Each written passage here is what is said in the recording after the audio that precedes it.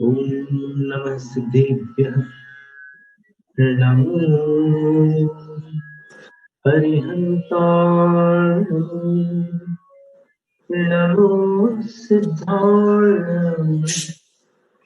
नमो आयर्याय नमो उपजाय नमो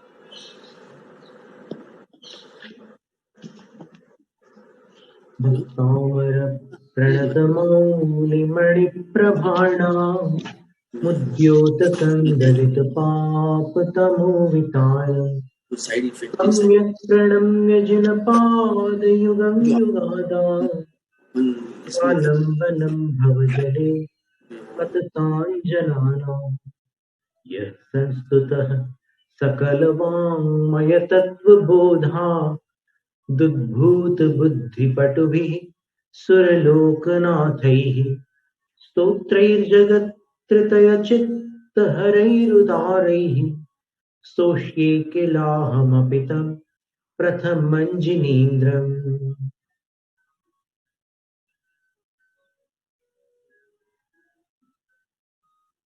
पिछले 2 काव्यों का पाठ करके फिर आगे बढ़ते हैं।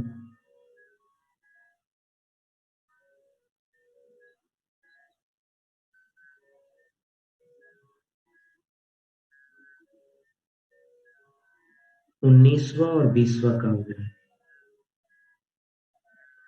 किंशर्वरीषु शशिनान्निविवस्वता वा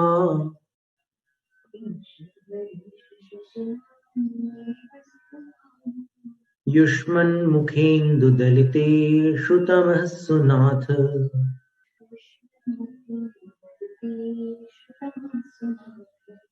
निष्पन्नशालिवनशालिनि जीवलोके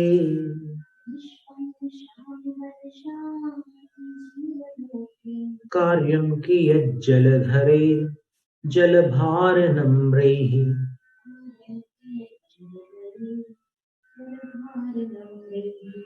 ज्ञानं यथा त्वयि विभाति कृतावकाशम्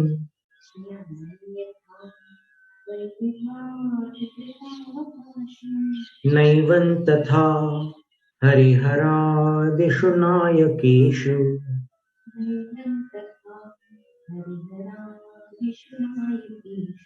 तेजः स्फुरन् मणिषु याति यथा महत्त्वम्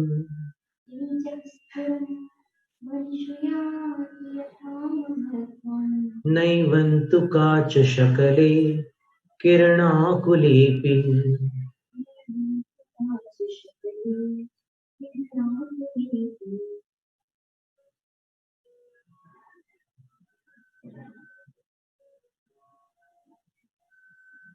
आज 21वां काव्य है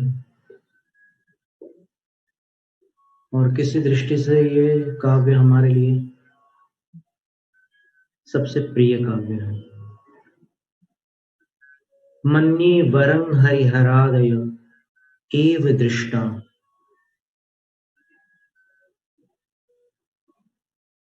दृष्टेषु येषु हृदयं त्वयि तोषमेति किं वीक्षितेन भवता भुवि येन नान्यः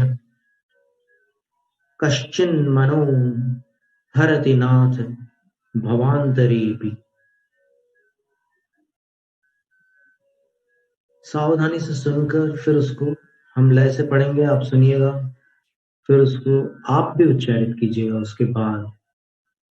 मन्ये वरं हरिहरादय, संहार में जैसे उच्चारण होता है अनुस्वार का, संहार, संहार नहीं बोलते, संहार बोलते हैं, वैसे ही यहाँ पर मन्ये वरं हरिहरादय एव दृष्टा दृष्टेषु येषु हृदयं त्वयि तोषमेति किं वीक्षितेन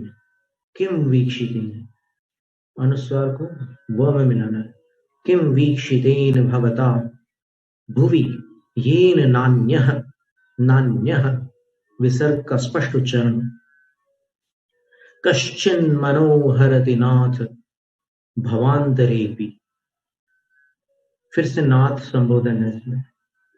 अब इसको लय में हम पढ़ते हैं। मन्येवरं हरिहरादय एव दृष्टा दृष्टेषु येषु हृदयं त्वयि तोषमीति किं वीक्षितेन भवता भुवि येन नान्यः कश्चिन्मनो हरति नाथ भवांतरेपि। अब रिपीट करना, आपको दोहराना है। मन्येवरं हरिहरादय एव दृष्टा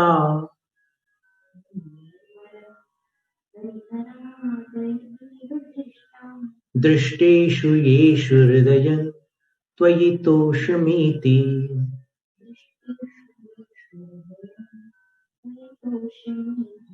किं वीक्षितेन भवता भुवि येन नान्यः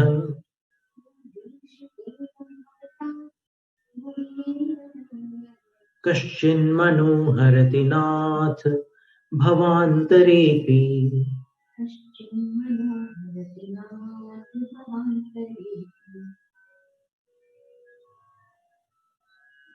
हे नाथ,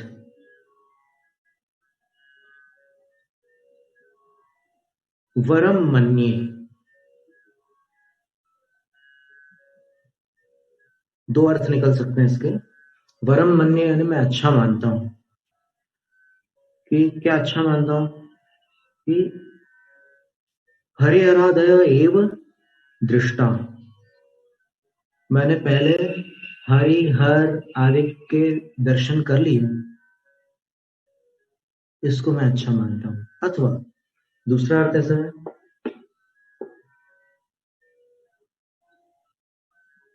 दृष्टा हरिहरादय एव वरम मन्ये।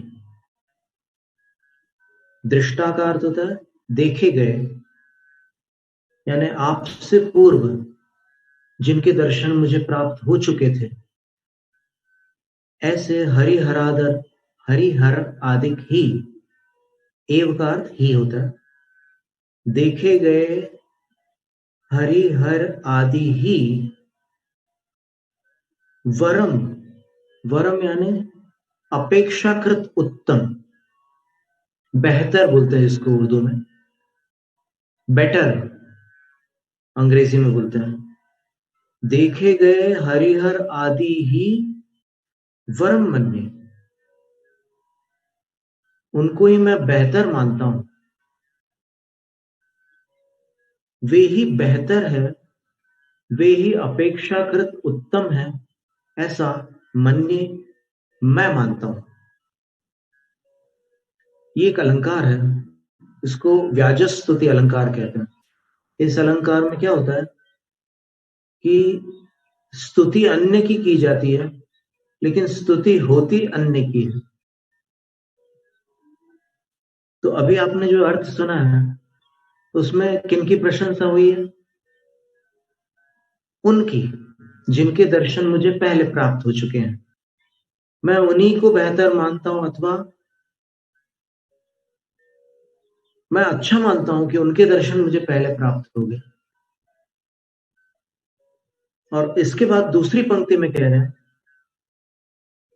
कि येषु दृष्टेषु, जिनके दृष्ट हो जाने पर, जिनके दर्शन प्राप्त कर लेने पर, जिनके दृष्टिगोचर हो जाने के उपरांत, हृदयं त्वयि तोषमेति, आपके प्रति हृदय संतोष को प्राप्त हो रहा है।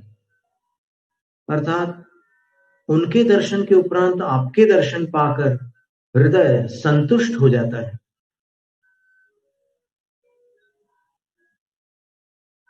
और फिर बाद में एक प्रश्न कर रहे हैं कि हे भगवान, वीक्षितेन भवता किम, पहले उनके दर्शन कर लिए, वो अच्छा हुआ, और यहाँ आचार्य भगवान से पूछ रहे हैं, आदिनाथ स्वामी से पूछ रहे हैं कि भवता वीक्षित है, अगर मैं आपके दर्शन पहले कर लेता तो दर्शन को प्राप्त हुए आपसे क्या लाभ, यानी मुझे कौन कौन फिर मुझे क्या मिल जाता, आपके दर्शन अगर मैं पहले प्राप्त कर लेता तो मुझे क्या मिल जाता। क्योंकि ये जिससे आपके जो दर्शन है उसका क्या परिणाम होता है वो दिख रहा है, लिख रहा है, ये जिसके कारण भुवि, इस धरती पर, भवांतरेपि, किसी अन्य भव में भी, अन्य कश्चित, आपको छोड़कर अन्य कोई, मनो न हरति, मन को नहीं हर सकता। यदि मैं आपके दर्शन पहले प्राप्त कर लेता तो किसी अन्य जन्म में भी मेरे मन को कोई नहीं हर सकता था। तो आपके दर्शन से क्या लाभ है, क्योंकि आपके दर्शन करने वाले को किसी अन्य के दर्शन का अवसर ही नहीं मिलता, वो बस वहीं समाप्त हो जाती है दर्शन की कड़ी। जिन दर्शन, निज दर्शन, सम्यक दर्शन, केवल दर्शन,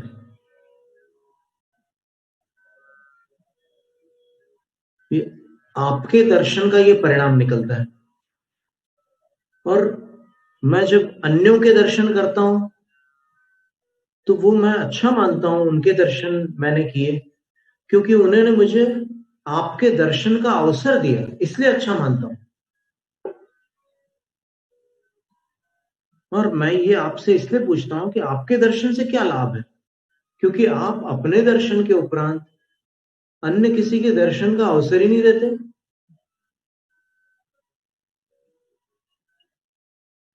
ऐसा लगता है कि कोई भक्त भगवान से शिकायत कर रहा है, भगवान को उलाहना दे रहा है, परंतु वस्तुतः ये व्याज स्तुति कहलाती है। अन्य की प्रशंसा के बहाने अपने आराध्य की प्रशंसा की जाती है। तो इसका अभिप्राय यह है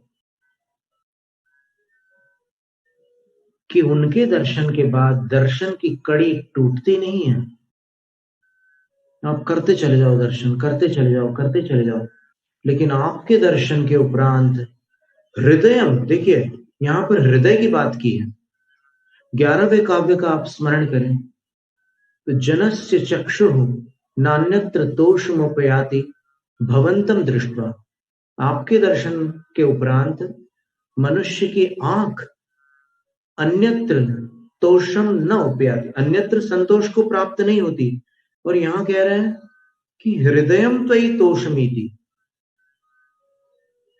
वहां क्या कहा था कि आपके दर्शन के उपरांत आंख कहीं तृप्त नहीं होती, क्योंकि आप इतने सुंदर हैं, ऐसी शांत छवि है आपकी कि आपके दर्शन को पाकर के आंखें शांत हो जाती हैं, संतुष्ट हो जाती हैं। दोनों बातें हैं आपकी छवि में। आपकी छवि का सौंदर्य भी अप्रतिम है और आपकी छवि शांति का आकार है। कितना भी अशांत चित्त हो, आपकी छवि के दर्शन से वो अपनी अशांति को भूल जाता है। ऐसी अलौकिक मुद्रा अन्यत्र कहां मिल सकती है। वो पहले आंखों की बात थी, वो भी अनोखी बात थी। अब यहां पर, यहां हृदय की बात है। आंख जो थी वो इंद्रिय थी और हृदय जो है वो अंतःस्थल की गहराई है। हृदय तृप्त हो जाता है, हृदय संतोष को प्राप्त हो जाता है आपके दर्शन पाकर। क्योंकि अन्यत्र जिन जिन के दर्शन अपन करते हैं तो कहीं पर कोई रक्षक मुद्रा में है, कहीं पर कोई कला की आकृति है, कहीं पर कोई वीरत्व के प्रतिनिधि बनकर के विराजमान है, किसी की तुलना नहीं है, सब अपने अपने स्थान पर शोभित है। लेकिन जो अंतिम स्थिति होती है वो क्या है?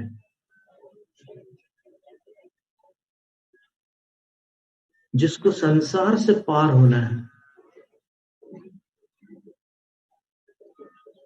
जो सब कुछ कर चुका है, वो क्या चाहेगा?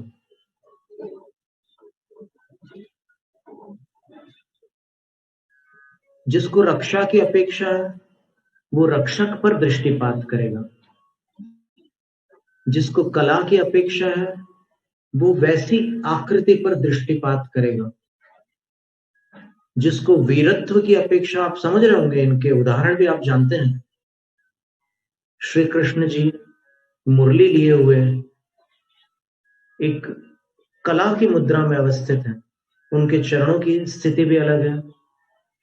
फिर शिव जी की अपनी मुद्रा है, उसका भी विश्लेषण विद्वानों ने, जैसे पंडित नाथुराम प्रेमी हुए थे, उन्होंने शिव जी की मुद्रा का विश्लेषण भी बड़ा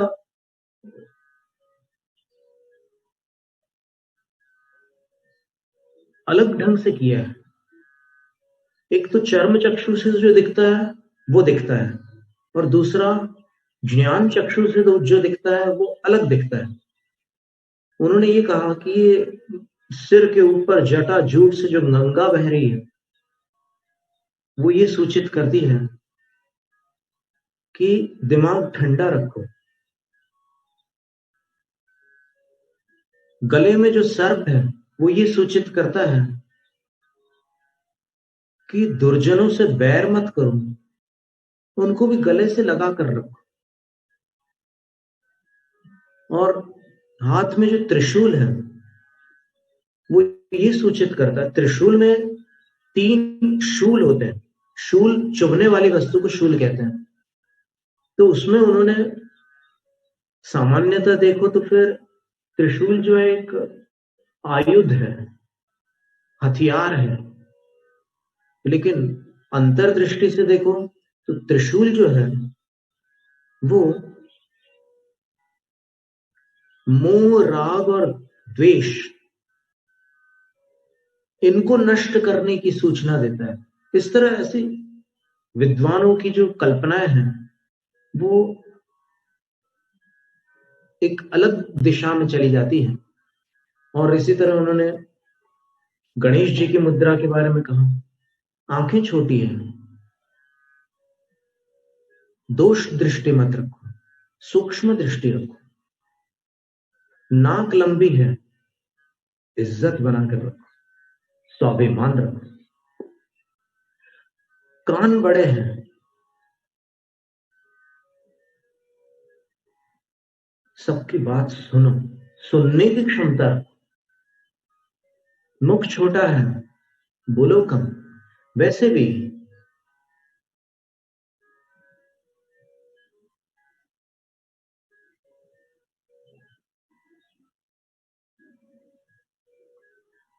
बोलो तनिक, सुनो अधिक, बढ़ जाएगी शान। कुदरत ने हमको दिए एक जीभ 2 कान। तो ऐसे सभी छवियों में से कुछ ना कुछ संदेश मिल सकते हैं, लेकिन अंतिम छवि कौन सी है? अंतिम मुद्रा जो है वो ध्यान मुद्रा है। और ध्यान मुद्रा भी ऐसी ध्यान मुद्रा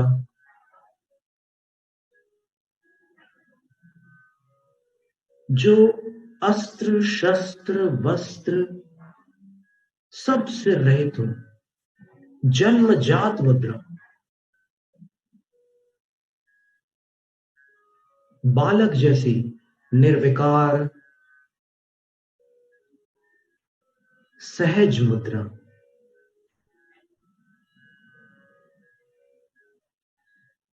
आए थे, कुछ लेकर नहीं आए थे, जाएंगे, कुछ लेकर नहीं जाएंगे। तो जिनको संसार से पार जाना है वो क्या करेंगे? वो किनकी शरण में जाएंगे, किनकी आराधना करेंगे? अपने अपने इष्ट की सब आराधना करते हैं। कॉलेज के जो विद्यार्थी मार्शल आर्ट्स सीखते हैं, उनकी दीवारों पर आपको ब्रूसली के, डॉनी येन के, जैकी चैन के और इस तरह के अन्य भी जो मार्शल आर्टिस्ट हैं, कराटे चैंपियंस हैं, कुंफू एक्सपर्ट्स हैं, उनके चित्र देखने मिलेंगे।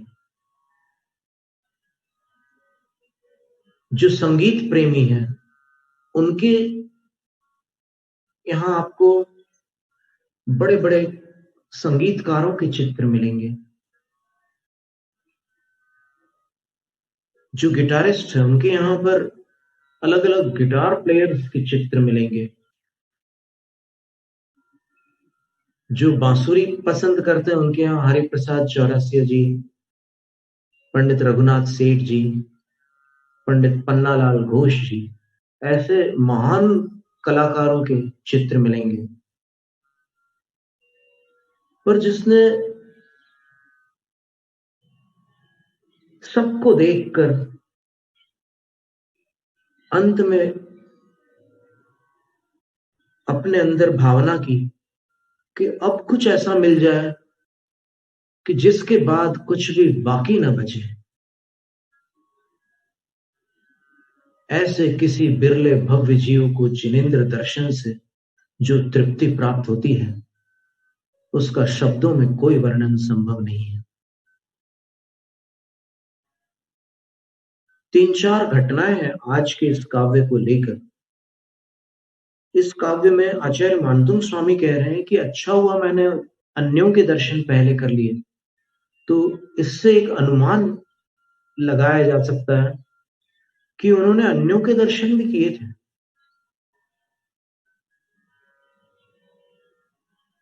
और अन्यों के दर्शन की परंपरा जैन कुलों में बाल्यकाल से नहीं पाई जाती। एक संभावना बनती है कि आचार्य मानतुंग स्वामी बाल्यकाल में इतर संप्रदाय में रहे हों और कालांतर में जैनत्व को प्राप्त हुए हों। ऐसे अनेक आचार्य हुए अपने जैनाचार्य। स्वयं गौतम गणधर स्वामी, जो महावीर भगवान के तीर्थ शासन के प्रथम आचार्य थे, वो भी जैन परिवार में नहीं जन्मे थे।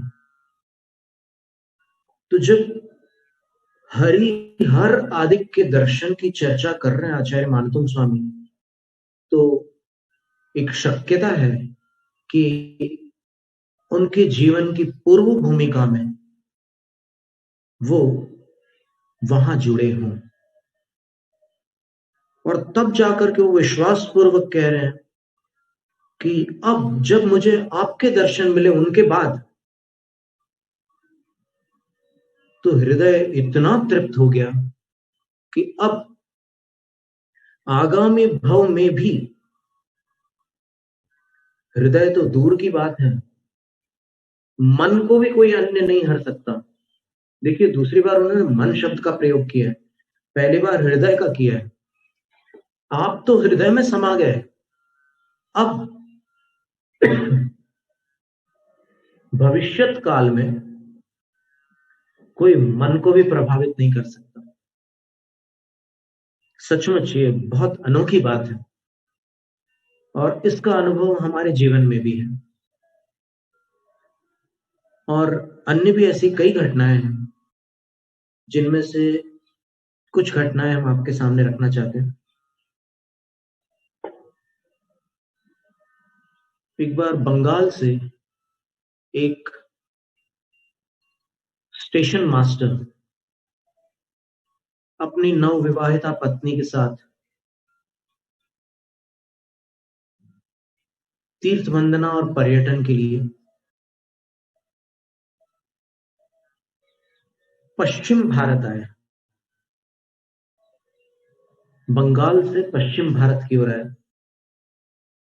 और ये एक परिपाटी रही कि जब भी किसी का विवाह होता है तो 10 दिन तक उसको ब्रह्मचर्य लेकर, प्रारंभिक 10 दिनों तक उसको ब्रह्मचर्य धारण करके तीर्थ वंदना करनी होती है। एक पुरानी परिपाटी है।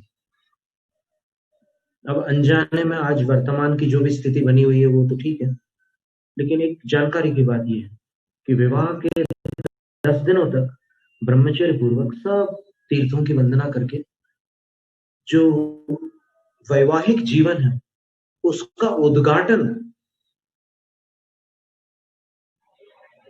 धर्म से किया जाए।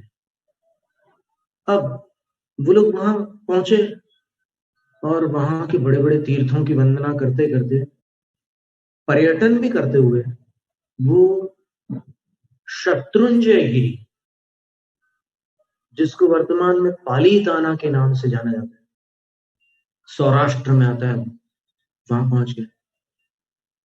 और वहां पहुंच करके ऊपर सर्वत्र सब मंदिरों में जा जा करके एक दिगंबर मंदिर है ऊपर, वहां पहुंच गए। अब वो दिगंबर मंदिर वाला जो कुआं है बाहर, वो कुआं भी बड़ा विशेष है कि उसमें कितना भी पानी भर जाए, उसकी नीचे का जो तल होता है, नीचे का जो तल है, होता है नहीं है, वो ऊपर से दिखता है। इतना स्वच्छ कुआं है वो कि उसे आप ऊपर से देखो तो नीचे जो उसके नीचे जो पत्थर या जो भी है वो ऊपर से नीचे तक दिखता है। कई कुओं में नीचे तक नहीं दिखता, पानी तो दिखता है लेकिन नीचे का तल नहीं दिखता, उस कुएं में नीचे का तल दिखता है। तो ये सब करते हुए वो अंततः उस सिद्ध क्षेत्रवर्ती 3 पांडव जहां से मोक्ष गए हैं और अन्य भी अनेक मुनिराज जहां से मोक्ष गए हैं, उस जिनालय के द्वार पर पहुंचे।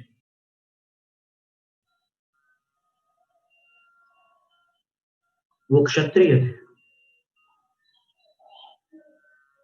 जैन धर्म से उनका कोई परिचय नहीं था, पहली बार वो दिगंबर जैन मंदिर में प्रवेश कर रहे थे।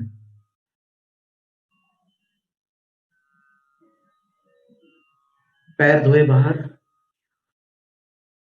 और ये जो भी साधन बाहर रखने योग्य था उसको बाहर रखा, भीतर प्रवेश किया। और प्रवेश करते ही जो पत्नी थी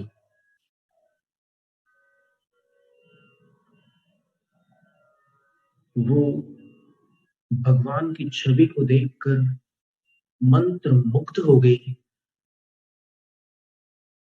और कुछ पलों के बाद जब उसकी दृष्टि वहां से हटी,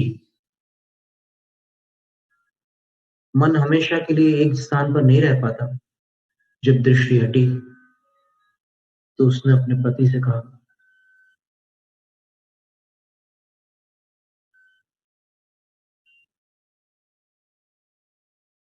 ये भगवान लग रहे हैं।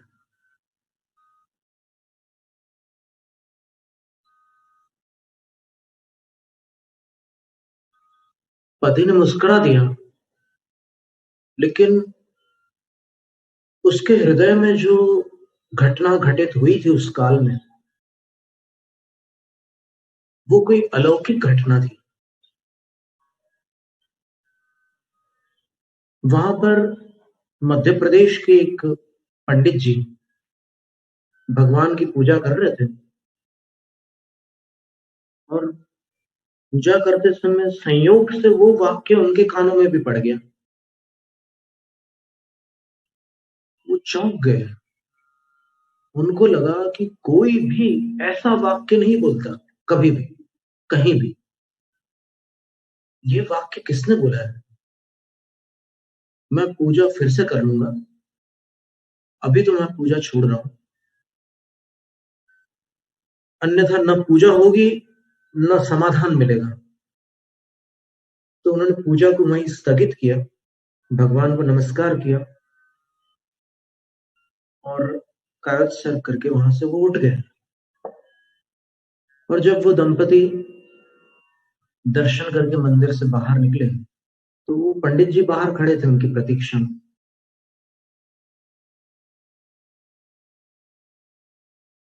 पंडित जी ने उनसे अनुमति मांगी, यदि आपकी अनुमति हो तो मैं आपसे कुछ पूछूं। उनको लगा कि हम प्रयाग आदि कई स्थानों पर गए हैं, तो ऐसे ही धोती दुपट्टा वाले लोग चंदा वसूल करते हैं। तो उन्होंने पंडित जी को पंडा समझा। उनको पंडा कहते हैं जो वहां पाए जाते हैं। ठीक है, अपना अपना जीवन है। तो थोड़ी सी उनको अरुचि हुई। अब क्या है कि कोई भी किसी से पैसे मांगेगा अचानक तो कैसा लगेगा, सोचने की बात है।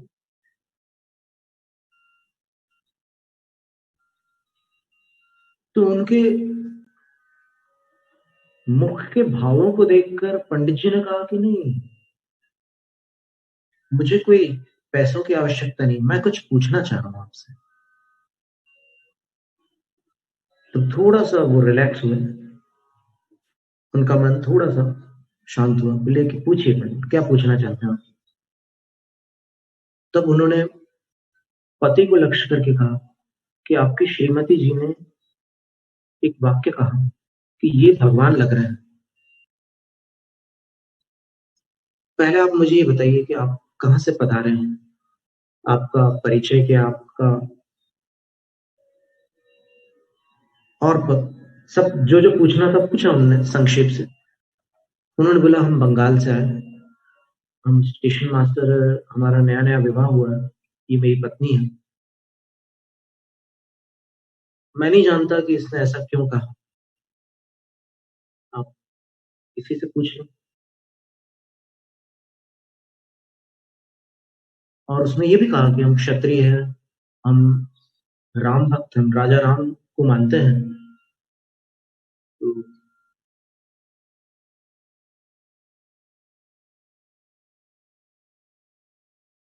फिर पत्नी ने कहा, उत्तर दिया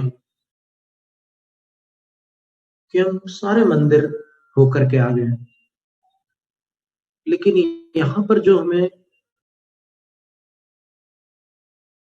आपके जो भी भगवान हो, जो भी हो, जो भी आपके आराध्य हो, उनके दर्शन करके जो हमें शांति मिली है, वो शांति हमें जीवन में पहली बार मिली है। इसलिए हमें अपने अनुभव से ऐसा लगा कि ऐसी शांति तो भगवान के अलावा किसी के चरणों में नहीं मिल सकती। इसलिए हमारे मुख से ये निकला कि ये भगवान है। हम किसी का अनादर नहीं करना चाहते। बोले नहीं नहीं, आप अनादर नहीं कर रहे हैं। हम जो शास्त्रों में पढ़ते थे वो आज हमें साक्षात सामने देखने मिला।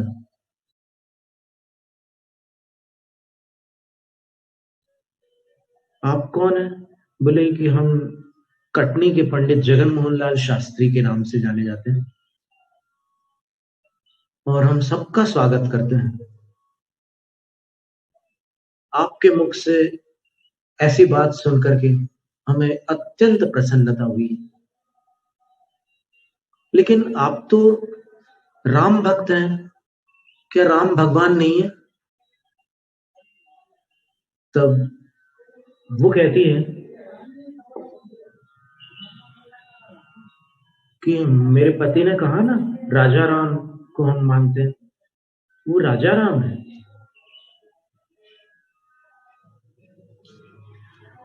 राजा और भगवान में अंतर समझो। भले ही वो महापुरुष हैं, लेकिन यहां हमें भगवान की छवि मिली है, बस इतना ही हम कहना चाहते हैं। ठीक है, वो हृदय की बात थी, बहस की बात नहीं थी, तर्क वितर्क की बात नहीं थी।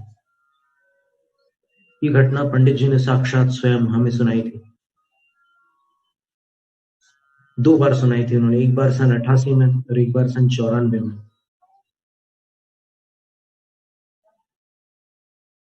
जब वो 93 साल के थे पंडित जी, तब उन्होंने ये घटना सुनाई थी हमें, वयोवृद्ध थे। दूसरी घटना एक ऐसी थी, दरभंगा नाम का एक स्थान है। वहां पर इतर संप्रदाय वालों ने जो दशलक्षणी पर्व में एक शोभा यात्रा निकलती है ना जिनेंद्र भगवान की,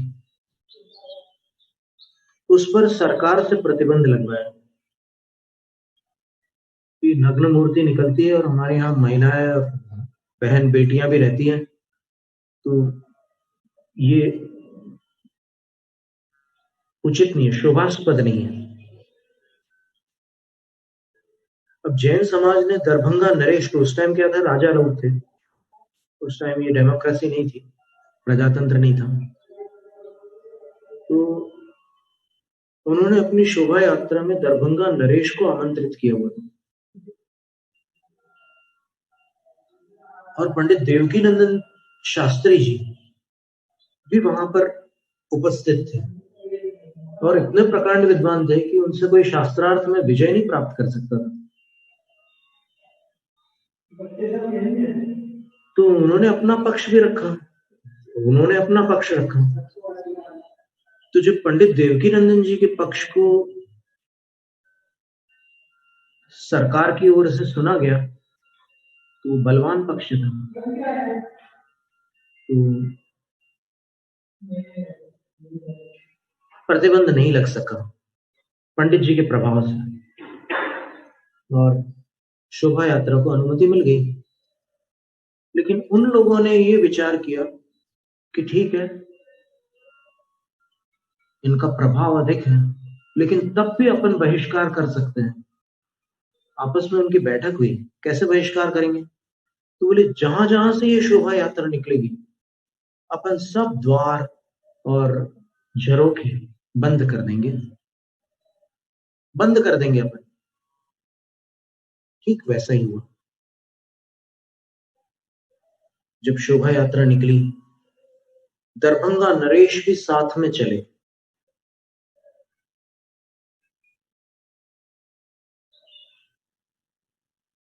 उन्होंने मनोविनोद करते हुए पंडित जी से पूछा कि पंडित जी आप बड़े विद्वान हो, मेरे कुछ प्रश्नों का उत्तर दो। पंडित जी बोले जरूर पूछिए आप, अवश्य। तो दरभंगा नरेश पूछते हैं,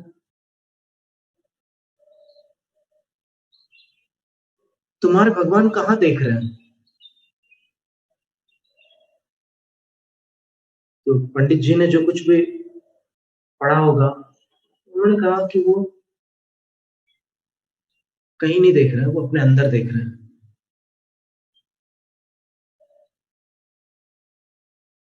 आपको लग रहा है कहीं देख रहे हैं, वो अंदर देख रहे हैं। अच्छा पंडित जी, अंदर देख रहे हैं?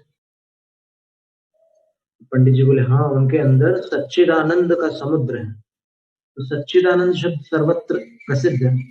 सनातन मान्यता में भी सच्चिदानंद बोलते हैं, दिगंबर मत में भी सत यानी उत्पादव्य द्रव्य युक्तम सत, सद्रव्य लक्षणम, चित यानी चेतन,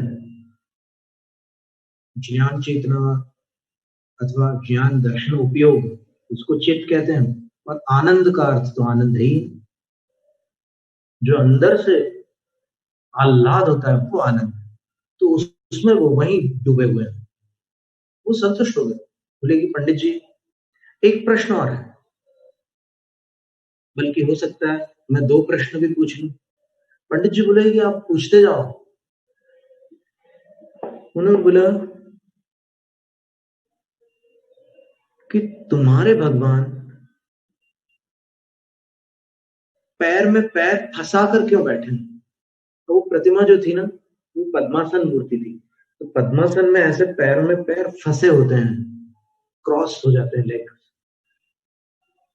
पंडित जी ने उत्तर दिया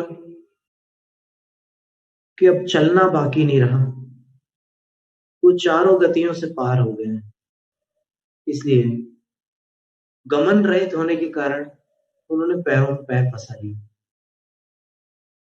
वाह पंडित जी, आनंद आ गया। एक प्रश्न और पूछता हूं। अवश्य पूछिए। तो दरभंगा नरेश बोलते हैं कि तुम्हारे भगवान, वो बार बार तुम्हारे बोल रहे थे, और उसमें एक मतलब एक विनोद था, उसमें ऐसे कटाक्ष नहीं था, वो वार्तालाप की शैली से पता चलता है।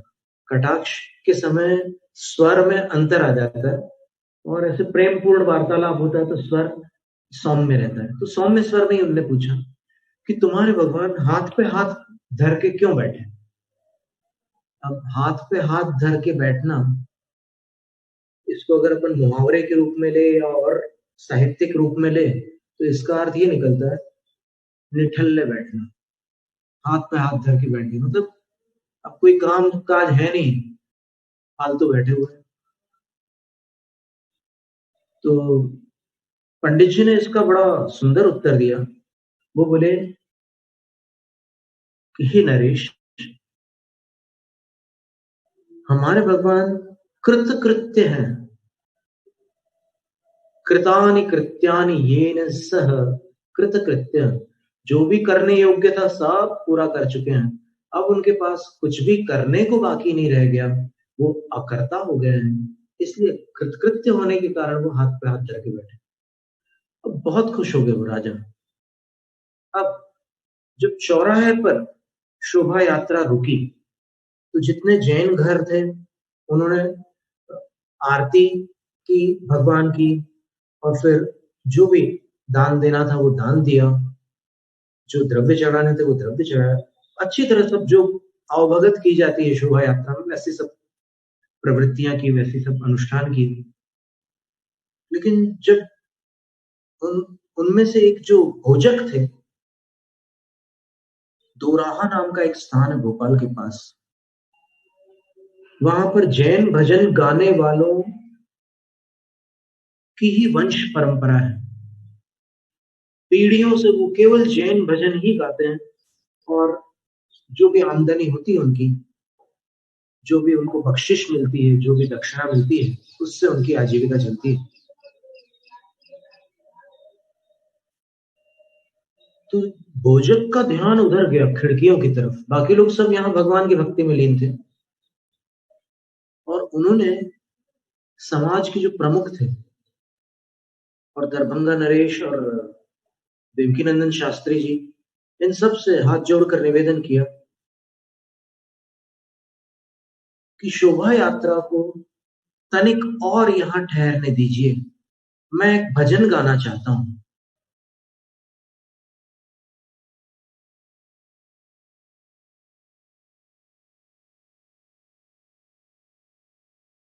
तो सब लोगों को लगा कि अरे शोभा यात्रा तो अभी और आगे बढ़ने वाली है, लेकिन भोजक कह रहा है कि मैं भजन गाना चाहता हूं। तो ऐसे उत्सव के अवसर पर सब लोग प्रसन्न थे, सबने कहा कि ठीक है अब तुम भी भजन गा ही लो।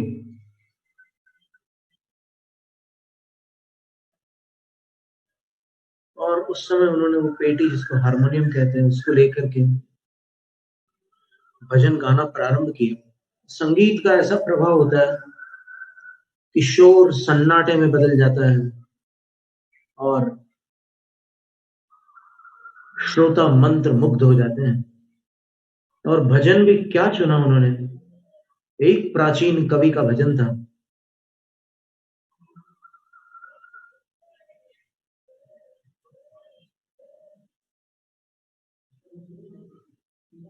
बुध जन पक्षपात तजी देखो, सांचो देव कौन है यामे, ये पंक्ति थी, मुखड़ा ये था उसका। बुद्धजन का अर्थ, जहां तक मेरी आवाज जा रही है वहां उपस्थित सारे ज्ञानी जन पक्षपात को तज कर देखो, ये जितने भी आराध्य हैं उन सब में सांचो देव कौन है, जो परम देव है, जो परमार्थ वास्तविक देव है वो कौन है। और जब भजन पूरा हुआ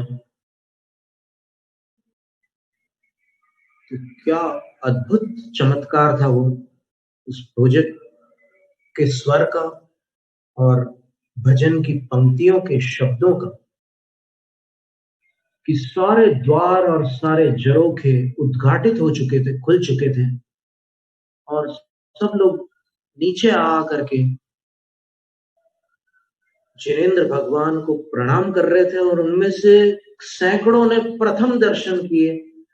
जो दर्शन कहलाते हैं वो दर्शन पहले तो देखे होंगे उनने, जिन बिंब उन्होंने पहले देखे होंगे और आदर भी नहीं किया होगा, सोचा भी नहीं होगा कुछ, लेकिन अब की बार उन्होंने अलग से दर्शन किए और प्रणाम करके जो भी उनको चढ़ाना था, वो नारियल थे, फल थे, फूल थे, जो चढ़ाना था उनने चढ़ा दी। भगवान की छवि को देखना और भगवान की छवि को पढ़ना, जिसने सीख लिया उसका जीवन धन्य हो गया, ऐसा हृदय कहता है।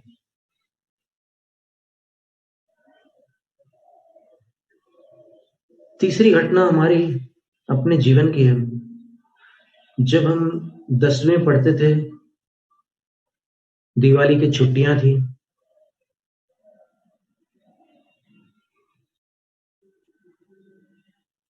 छुट्टियां मनाने के लिए पर्यटन स्थलों पर जाया करते थे। तो उस समय हम लोग जबलपुर गए हुए थे, बाय रोड गए थे। 79 की बात है। ओ नमस्कार दर्शन। कार थी, उसमें हम लोग रोड से गए और विराज गए थे।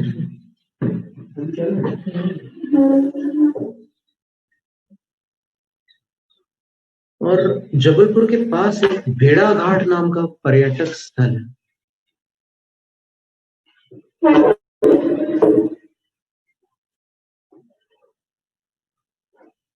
अक्टूबर महीने की बात है और अभी भी अक्टूबर महीना चल रहा है।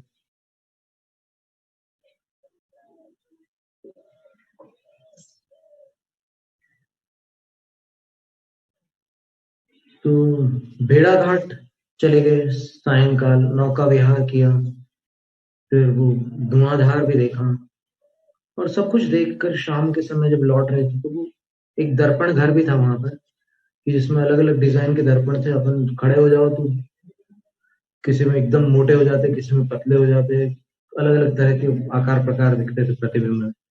वो सब करके जब वापस लौट रहे थे तो नर्मदा के उस तट पर एक शांतिनाथ जिनालय था।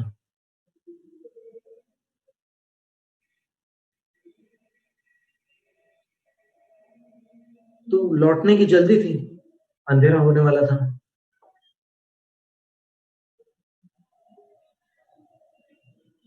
अचानक हमारी दृष्टि शांतिनाथ भगवान की तरफ पड़ी। हम 10वीं में पढ़ते थे, स्कूल के ही विद्यार्थी थे।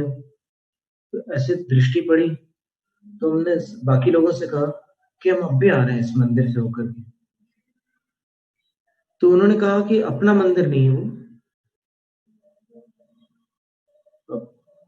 पिताजी वगैरह जो है राम भक्त थे और हम स्वयं हनुमान भक्त थे। तो उन्होंने कहा अपना मंदिर नहीं है। हमने कहा क्या होता है, भगवान तो सबके होते हैं। तो हम अंदर गए, हमारे साथ छोटा भाई भी था, वो भी आ गया अंदर और हम लोग दोनों अंदर गए, बाकी लोग बाहर रहे, वो अंदर नहीं गए। पैर धोकर के हम लोग अंदर गए और भगवान के पास ऐसे जाकर के खड़े हो गए। पहले तो बैठ करके प्रणाम किया, फिर खड़े हो गए, हाथ जोड़े हुए थे और देखते चले गए भगवान को। उनके आजू बाजू दो दर्पण थे, दर्पण में ऐसे प्रतिबिंब पड़ रहे थे लाइन से, कोई गिनती नहीं थी, इतने दिख रहे थे। शांतिनाथ भगवान की इतनी छवियां दिख रही थी। तो देखते देखते एकदम श्वेत वर्णीय शांतिनाथ भगवान है। मध्य प्रदेश में इन्हीं गिनी प्रतिमाएं ऐसी होंगी जो दूध के समान धवल है। देखते रह गए, देखते रह गए, देखते रह गए, सब कुछ भूल गए।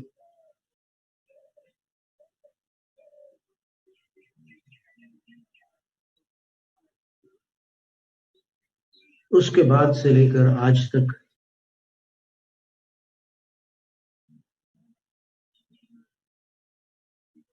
हमें जिनेंद्र भगवान की छवि से बढ़कर कोई दूसरी छवि मिली ही नहीं है, न दिखी है, और न ही कहीं हृदय में ऐसा कोई अवकाश प्राप्त हुआ है कि जो उनसे बढ़कर के हो। इतनी अभूतपूर्व तृप्ति मिली उस दर्शन से, मतलब ऐसा लगा कि जैसे वो मूर्ति नहीं है, वो मार्बल नहीं है। वो भले ही मार्बल हो, लेकिन हमें मार्बल नहीं लगे। हमें ऐसा लगा कि पता नहीं किस जन्म का हमारा इनसे संबंध है, या पता नहीं क्या है। हमें हिरण का चिन्ह जो था, हमें पता भी नहीं था कि कौन से तीर्थंकर का कौन सा चिन्ह होता है। हम तो एकदम, उस समय हमारी किशोर अवस्था थी, बाल बुद्धि से हमने भगवान के दर्शन कर लिए, और उसके बाद फिर हम खुशी खुशी फिर वापस आए बाहर।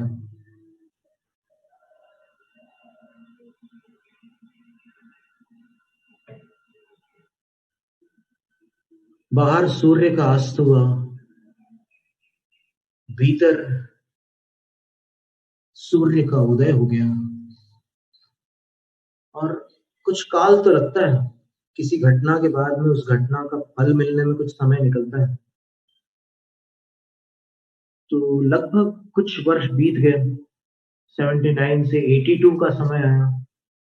तब हमें पहली बार जिनेंद्र वर्णी जी के प्रवचन मिले, और उन प्रवचनों को पढ़कर हमें समझ में आया कि जिनके दर्शन हमने 3 वर्ष पहले किए थे, वो ऐसे अलौकिक गुणों के भंडार जिनेंद्र भगवान, तीर्थंकर भगवान थे। और क्या संयोग था कि शांति पथ दर्शन वो पुस्तक का नाम था। उसका जो मंगलाचरण था वो भी शांतिनाथ भगवान की स्तुति के रूप में था। समंतभद्र स्वामी का काव्य था वो। देखिए, हम कोशिश करते हैं आपको सुनाने की।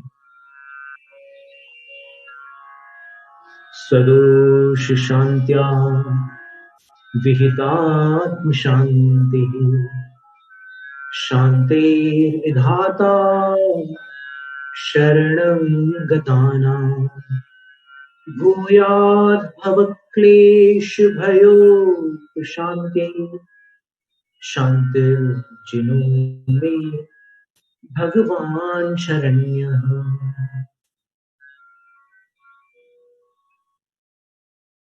भेड़ाघाट के शांतिनाथ भगवान, क्या विचित्र जीवन लीला है, या कर्मों की लीला कह लें, कि वो हृदय में आ गए, अभी तक है, लेकिन नाम और परिचय उन्होंने 3 साल बाद दिया, और हम गदगद हो गए। और उन प्रवचनों को और जिनेंद्र भगवान के गुणों को पढ़कर हमने उसी क्षण निर्णय कर लिया कि हमारा जीवन, हम इसीलिए जन्मे हैं कि हम इनके ही मार्ग पर चलेंगे, इनके ही चरणों की हम भक्ति करेंगे। हम किसी और काम के लिए नहीं जन्मे, ऐसा हमें लग रहा है, अभी अभी तक लग रहा है। और आज तक बस यही स्थिति है जो आचार्य मानतुंग स्वामी को अनुभव हुआ, कि किसी भी जन्म में कोई और मन को आकर्षित नहीं कर सकता, क्योंकि हृदय तृप्त हो चुका है। और जहां हृदय तृप्त हो जाए, उसके बाद फिर और कुछ बचता नहीं। तो ऐसी ये 3 घटनाएं आज हमने आपके सामने रखी। अब इसका पद्यानुवाद पढ़ते हैं।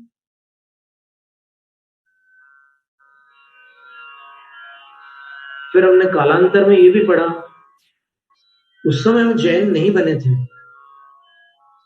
लेकिन हम योगाभ्यास करते थे बचपन से। तो हम लोग, हमारे जीवन में तो एक प्रकार से ये समझ लो कि शाम को 6 बजे हमारे भोजन का समय रहता था। पर जैन धर्म प्राप्त करने से पहले पता नहीं क्या कोई घटना हुई हमारे जीवन में, कि हमने जमीकंद खाना छोड़ दिया था। और बाद में हमने जब जैन उनके प्रवचन पढ़े, जिनेंद्र वर्णी जी के, तब पता चला कि जिनेंद्र भगवान के भक्त जमीकंद नहीं खाते। हमें बहुत खुशी हुई, लेकिन बाद में जब हम संघ में आए और फिर जैनों से हमारा परिचय हुआ, तो कभी कभी हमारी स्थिति ऐसी भी बनी है कि जब हम आहार के लिए गए, चौके में हमने कभी कोई ऐसी चीज देख ली, आलू प्याज कहीं रखे हुए देख लिए, तो हमें चौके से लौटना पड़ा। तब हमें पता चला कि ये जो पैदाइशी जैन है, उनमें से कई लोग जैनत्व की अपार महिमा से संभवतः अपरिचित है, इसलिए उनकी रुचि कुछ दूसरी दिशा में जा रही है। लेकिन हम बड़ी सत्यनिष्ठा के साथ ये कहना चाहते हैं कि जो जैनत्व को अंतःकरण से समझ लेगा, वो सच्चा जैन बने बिना रह नहीं सकता। इसका पद्यानुवाद पढ़ते हैं।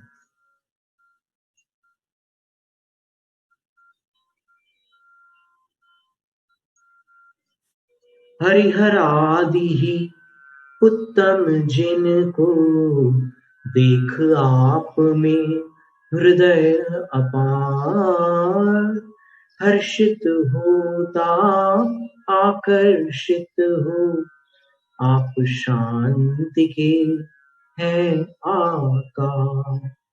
किंतु आपका दर्शन पाकर अन्य जन्म में भी हे नाथ नहीं लुभाता कोई मन को, छूट न पाता है तब साथ।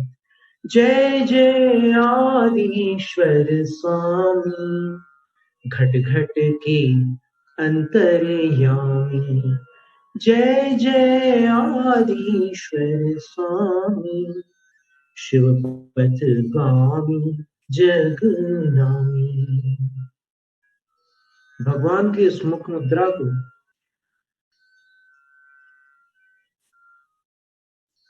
हमेशा देखने का आज भी हमें सौभाग्य प्राप्त नहीं है। हम एक अंदर की सच्चाई बताना चाहते हैं कि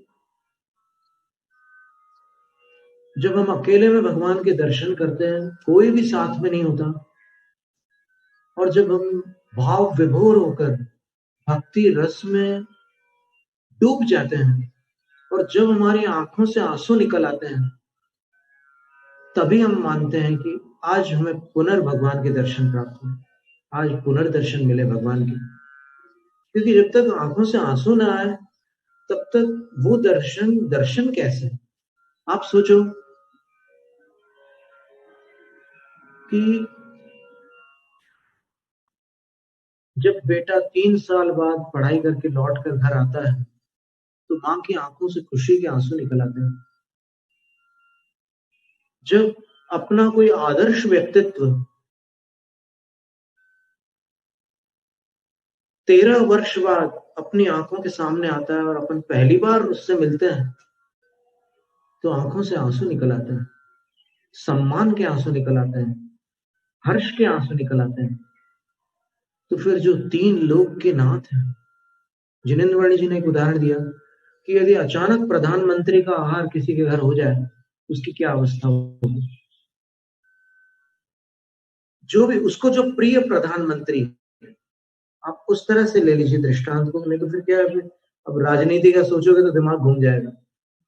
वो अचानक अपने घर आ जाए तो आपकी क्या स्थिति होगी? खुशी से पागल हो जाएंगे।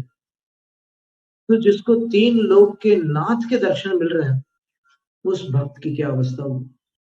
क्या उसकी आंखों से भक्ति के आंसू नहीं निकलेंगे? अवश्य में निकलेंगे। तो ये है दर्शन की महिमा। आचार्य वीर सेन स्वामी ने लिखा है कि भगवान के दर्शन से निधत्त और निकाचित मिथ्यात्वादी कर्मों का समूह क्षय को प्राप्त हो जाता है।